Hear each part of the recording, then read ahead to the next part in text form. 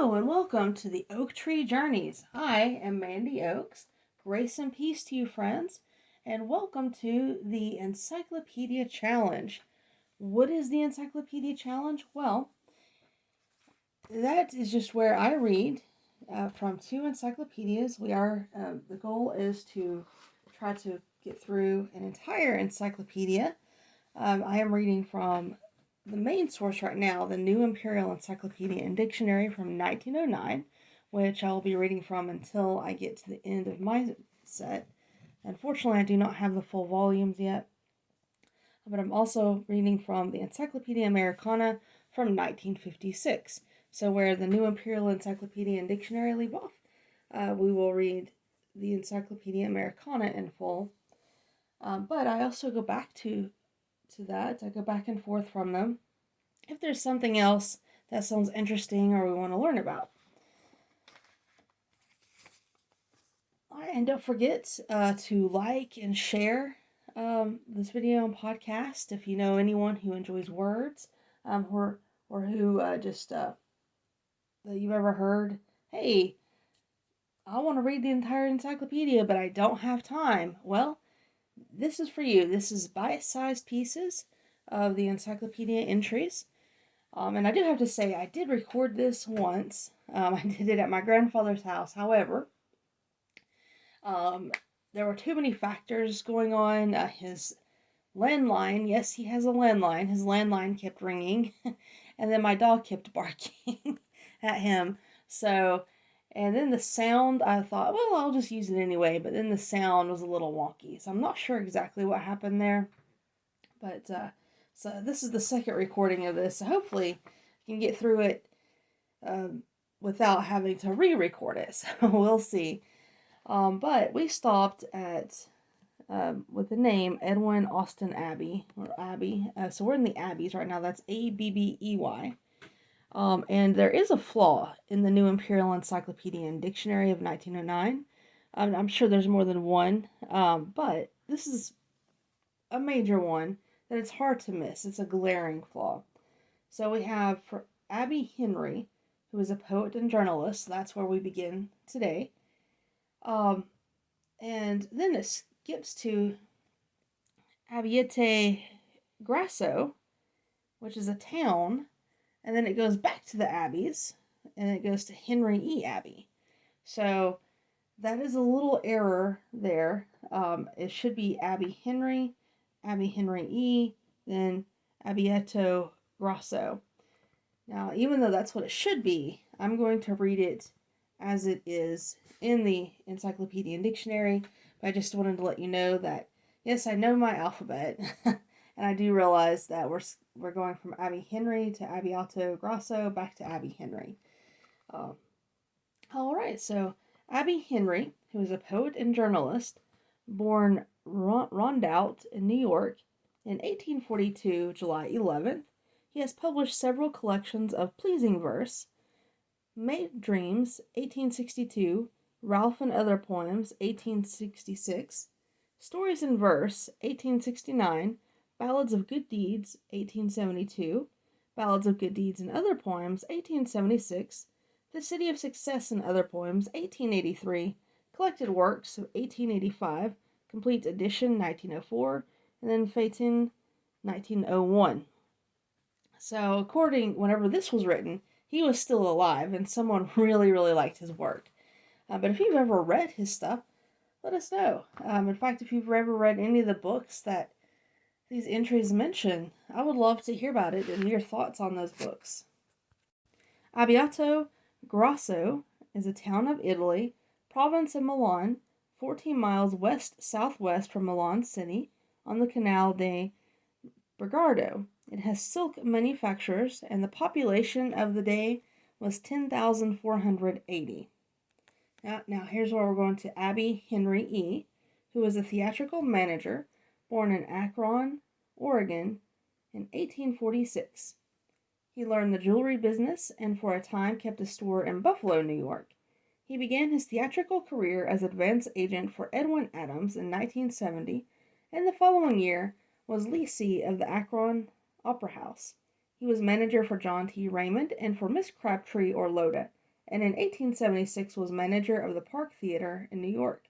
He managed starring tours of Sarah Bernhardt, Adelina Patti, Adelaide Nilsson, Mrs. Langtry, and Edwin Booth. Managed simultaneously the Grand Opera House and Booth's Theater, New York, and the Park Theater, Boston, and the Lyceum Theater, London.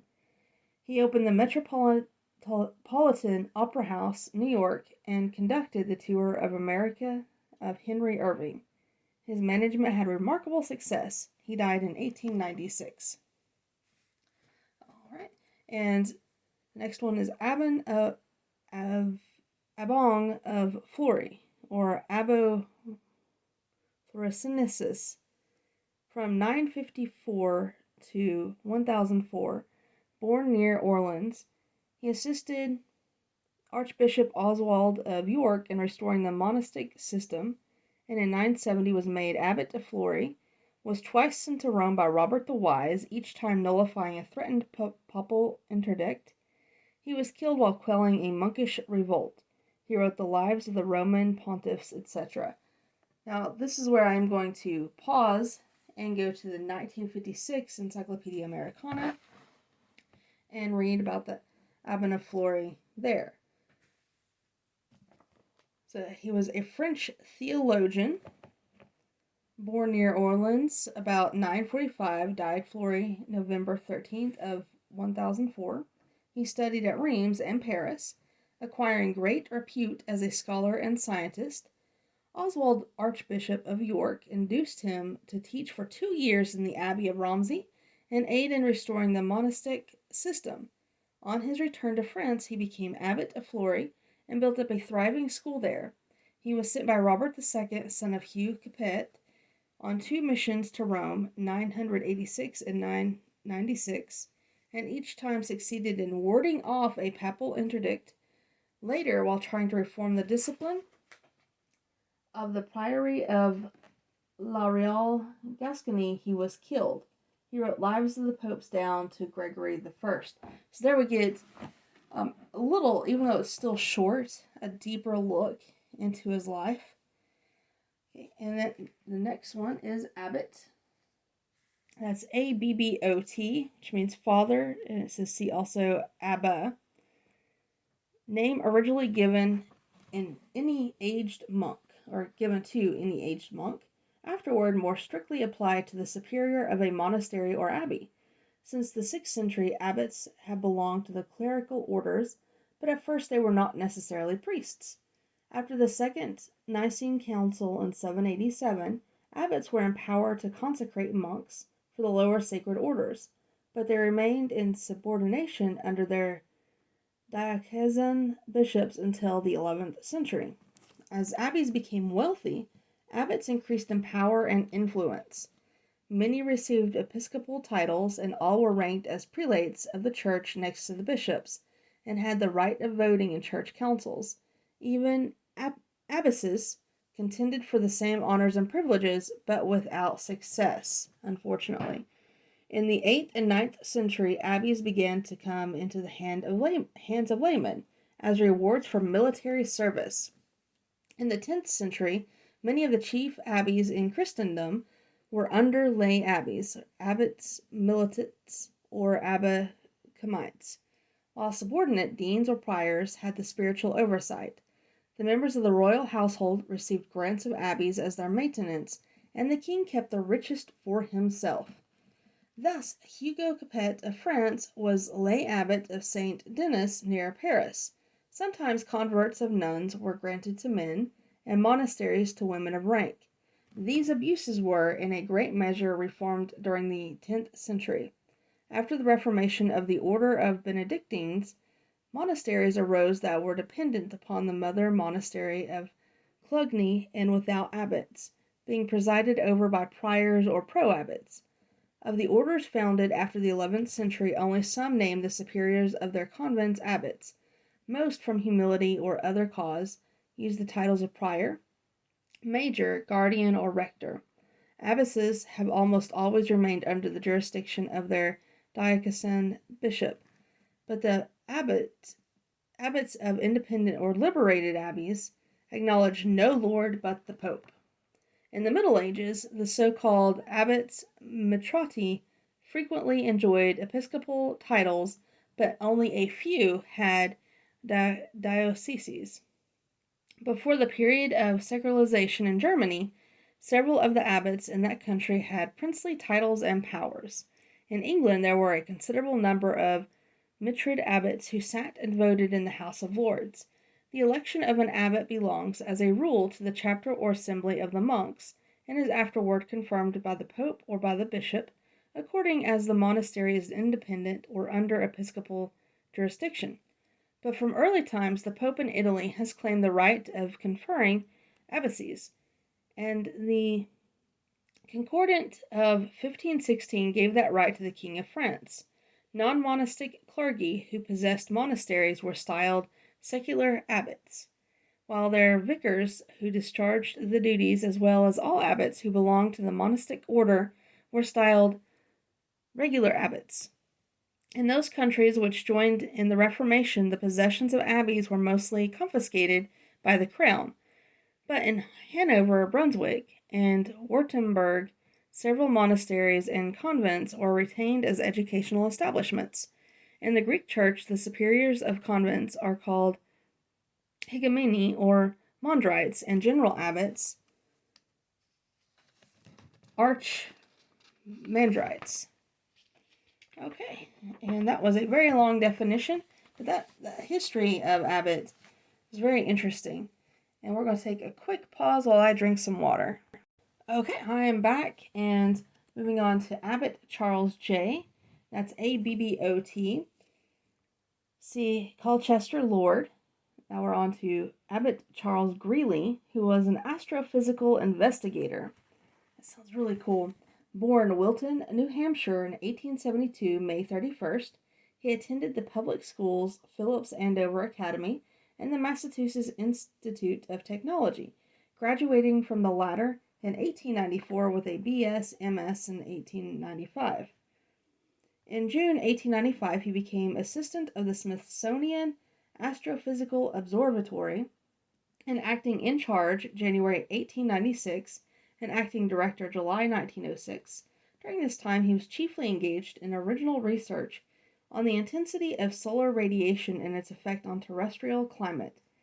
These researches included detailed bolometric study of the infrared solar spectrum, determination of the radiation of the solar corona, investigation of the amount and variation of absorption of the solar envelope, and particularly the measurement of the total solar radiation for all wavelengths.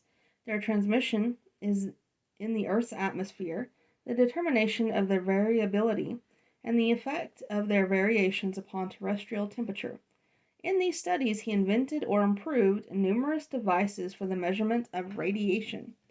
He has published a number of articles on the above subjects in scientific periodicals, and with S.P. Langley, Volume 1 of the Annals of the Smithsonian Astrophysical Observatory. He is a member of the American Astronomical and Astrophysical Society and various other scientific societies. Abbott Ezra D.D. LLD. Born in 1819, April 28th, died 1884, March 21st. Born Jackson, Maine. Eminent biblical scholar, a layman. After studying at Phillips Exeter Academy, he graduated at Bowdoin College in 1840. In 1856, Dr. Abbott was appointed assistant librarian in Harvard University and soon became an authority on bibliography. In 1872, he became professor of New Testament criticism in Harvard Divinity School. He was one of the American Committee of New Testament Revisers. Dr. Abbott was a frequent contributor to the leading religious magazines, including the Bibliotheca Sacra, Andover, and the Unitarian Review, and was the author of a valuable examination into the authorship of the Fourth Gospel, which has taken rank among the highest authorities on that disputed theme. He also compiled the extraordinary bibliographical work attached as an appendix to Alger's History of the Doctrine of the Future Life. Abbott George. From 1562 to 1633, he He was an English prelate under the Stuarts, remarkable chiefly for his position as an active opponent of the policy of Laud and a despotic court. The son of a cloth manufacturer in Guildford. After studying at Oxford, he was appointed chaplain at the Earl of Dunbar in 1608, with whom he went to Scotland. This appointment was the basis of Abbott's subsequent promotion. For a short time he held the see of Lichfield and Coventry, and in 1610 was made Archbishop of Canterbury. As a learned and able man, but more especially as a friend of toleration, he gained the esteem of all parties in an age of religious animosities. His independent and liberal spirit incurred the displeasure of Charles I. Abbott was employed on the authorized translation of the Bible under James I, which is pretty cool. Okay, Abbott George, the Puritan. That's his nickname, the Puritan. He was a theologian from 1603 to 1648, February 2nd, born Easington, East Yorkshire, England. He was a member for Tamworth in the Long Parliament and fought against Prince Rupert during the Civil War. He was remarkable for scholastic learning and critical ability, and though a layman, he wielded a profound influence amid the fierce religious controversies of his time. He wrote the whole book of Job, paraphrased, 1640, and I tell you, my class and I, we are still in the book of Job. It has been weeks and weeks. So that is a pretty long book. So the fact that he's paraphrased it is pretty cool. That probably would have been helpful to have had that. Vindicate Sabbatha from 1641, and brief notes upon the whole book of Psalms in 1651. Abbott is very commonly mistaken for others of the same name, as we're seeing that there are a lot of Abbotts, e.g. a son of Sir Maurice Abbott. All right, and our next Abbott is Abbott Gorham Dummer, LLD, who was an educator, born in 1807, September 3rd, died in 1874, July 31st. He was born in Hollowell, Maine, brother of Jacob Abbott, though he spelled his name with one T, and we are going to get into the double T Abbotts soon. He graduated from Bowdoin College in 1826. He studied theology at Andover, ordained as a congregational minister in 1831, taught in New York, afterwards settled in New Rochelle, New York, where he also did literary work for the American Tract Society. He established with his brothers the Abbott Institute, New York, and founded Springler Institute in 1847, conducting it till 1860. Dr. Abbott was noted as a biblical student and was author of well-known Sunday school books, also Family at Home, Pleasure and Profit, Mexico and the United States. Abbott Henry Larcom. He was a military engineer who was born in Beverly, Massachusetts in 1831, August 13th. He graduated at West Point in 1854. He was attached to the office of the Pacific Railroad Surveys in Washington, and afterward to that of the Delta of the Mississippi River. He served through the Civil War and was wounded at the First Battle of Bull Run. Breveted Major General of Volumes and Brigade General USA 1865, March 13th, appointed Major of U.S. Engineers in 1865, November 11th, and promoted Lieutenant Colonel in 1880, March 31st, and Colonel 1886, October 12th. He is the inventor of a system of submarine mines for coast defense and has written and published numerous reports and treatises on engineering, military hydraulics, etc., consulting engineer from Panama Canal in 1897 to 1904. I have to say, I've not even heard of the Panama Canal in years. It's just not mentioned very often outside of school. So that's pretty cool to be reminded of the Panama Canal. I know that was a huge undertaking. Okay, next, Abbott Joel, naval officer in 1793, January 18th, died in 1855, December 14th, born Westford, Massachusetts. Early in the Second War with England, he was appointed midshipman and ordered to the frigate President as aide and signal officer to Commander Rogers, by whom Abbott was recommended to Commander McDonough, commanding the naval forces on Lake Champlain. The commander, learning that the enemy had a large number of spars in store at Sorel, commissioned Abbott to destroy them. Now, this is really interesting. So this he did, risking death as a spy by entering the enemy's lines in the disguise of a British officer.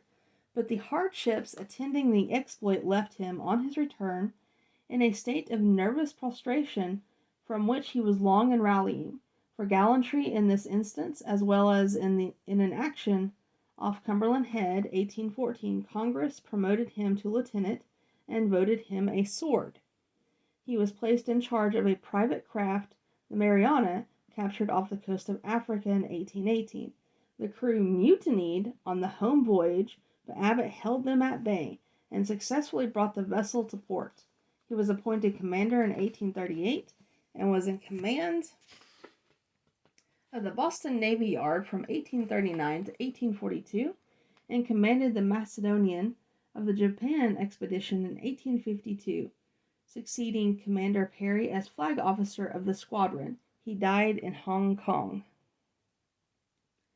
Abbott Joseph Hale, an American educator born in Wilton, New Hampshire, 1802, September 26th, died in 1873, April 7th, graduated at Bowdoin in 1822, tutor there from 1825 to 1827, professor of mathematics, Phillips Exeter Academy in 1827 to 1833, then taught a ladies' school in Boston. Subsequently was principal of the Beverly, Massachusetts High School. He was for some years recording secretary of the American Academy of Arts and Sciences and published valuable scientific papers in its transactions, besides writing on pneumatic and hydraulic problems in which he made ingenious investigations. He was associate editor of Worcester's Dictionary. Abbott Samuel, who was an American philanthropist born in Andover, Massachusetts in 1732, February 25th, who died 1812 in April of 12. He became a wealthy Boston merchant and gave $20,000 in 1807 toward founding Andover Seminary, with $100,000 more by will. And that's all they have to say about him. Alright, I'm going to pause right there and take one more small break. I'll be right back. Okay, thank you. I am back, and the next word is Abbotsford. I'm going to do something a little bit different.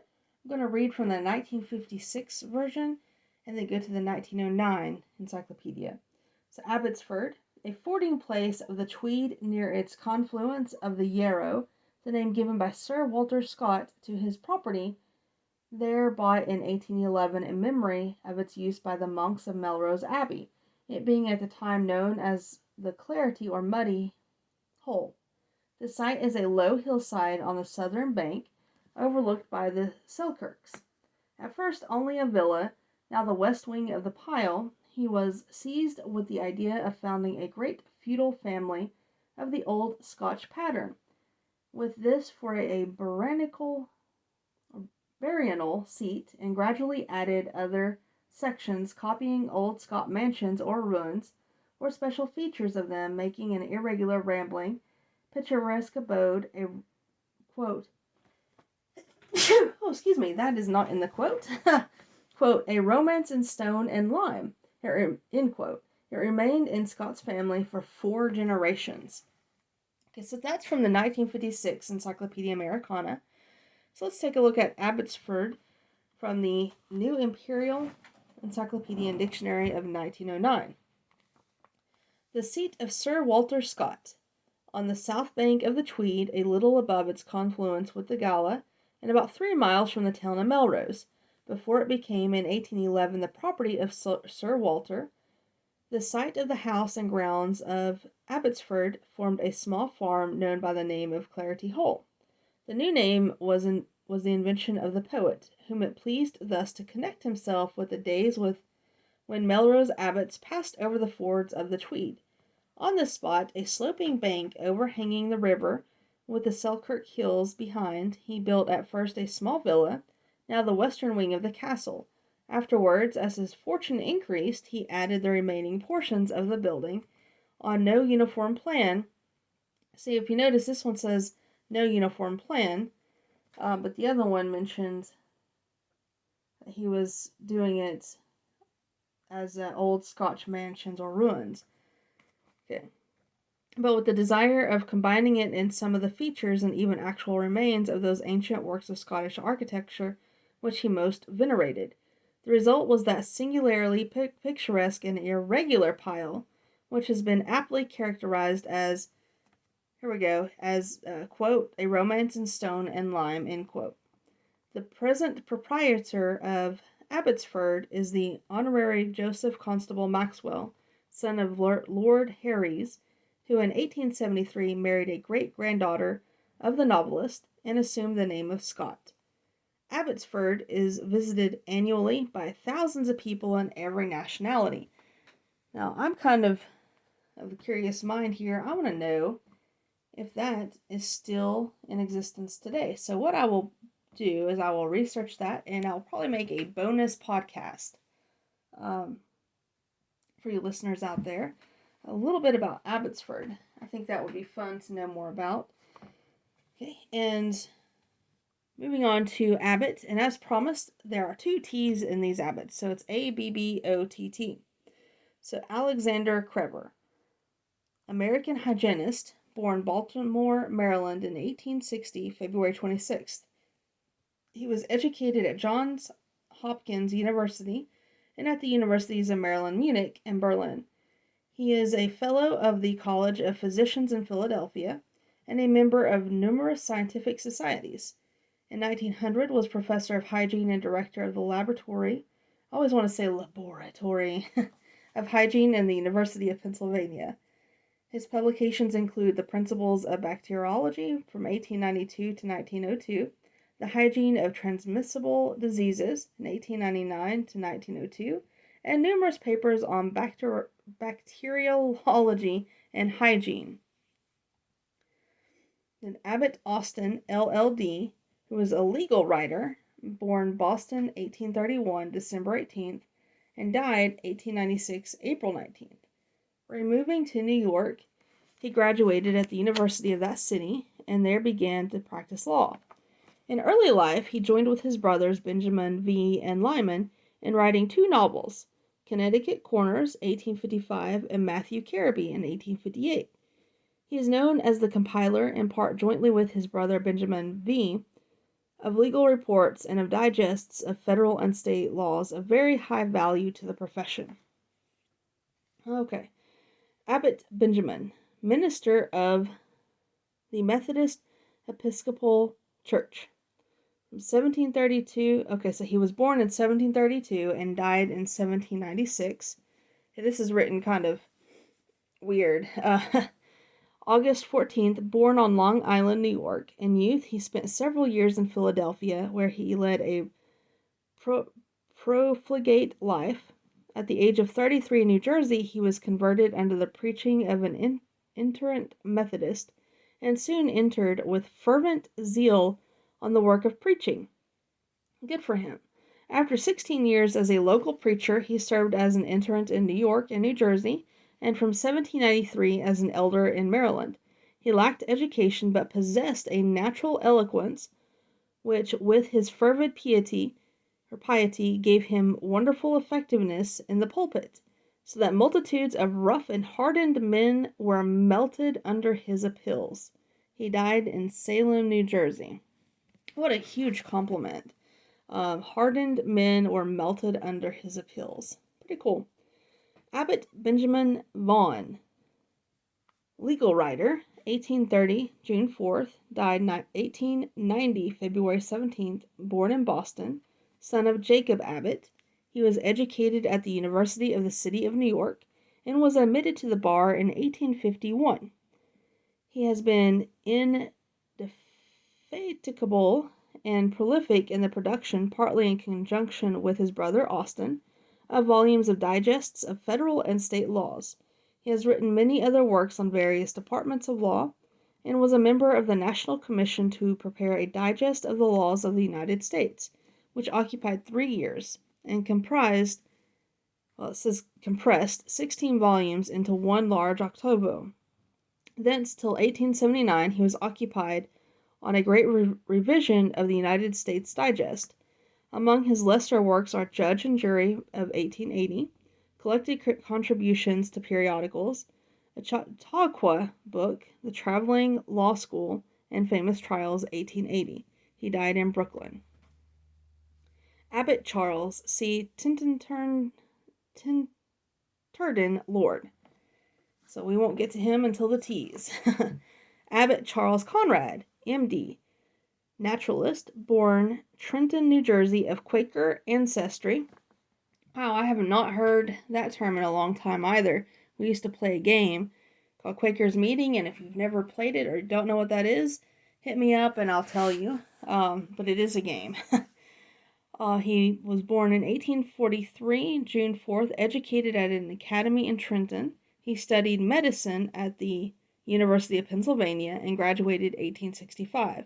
Dr. Abbott is known as an archaeologist, having investigated prehistoric remains in this country beyond any other scientist, and collected as many as 20,000 specimens, including stone implements, etc., which he has placed in the Peabody Museum, Cambridge, Massachusetts. As a contributor to the scientific journals and on account of his valuable reports of government surveys, Dr. Abbott is highly esteemed, and also as the author of a number of important works, including Primitive Industry or Illustrations of the Handwork in Stone, Bone, and Clay of the Native Races of the North Atlantic Seaboard of America. That is a long title, 1881. A Naturalist's Rambles About Home in 1884, Upland and Meadow, 1886, Wasteland Wanderings, 1887, Days Out of Doors, 1889, Outings at Odd Times, 1890, Recent Rambles, 1892,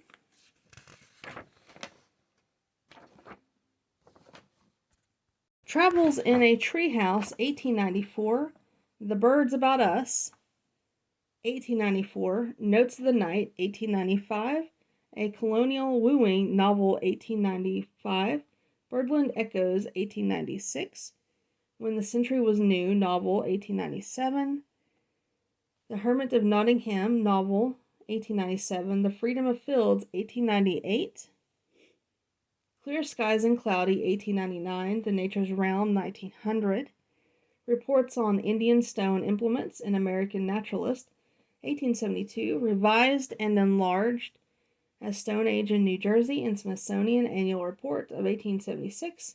In 1876, he announced the discovery, since confirmed by other archaeologists, of traces of man in the Delaware River Valley, dating from at least the close of the glacial period. Many of his valuable papers have appeared in the Popular Science Monthly, Smithsonian Report, Science, Nature, etc. And we will stop there today. Next, we will go to Abbott Edward. But for now, have a wonderful, blessed day, and don't forget to like and subscribe and share with your friends. And thank you so much for joining me for the Encyclopedia Challenge, and have a wonderful, blessed day.